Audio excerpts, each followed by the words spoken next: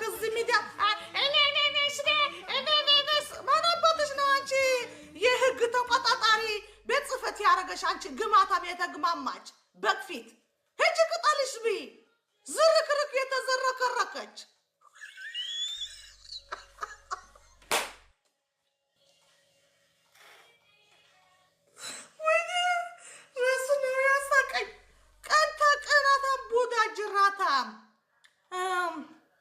ጅራታም ሙጀሊያ ዝም ብላ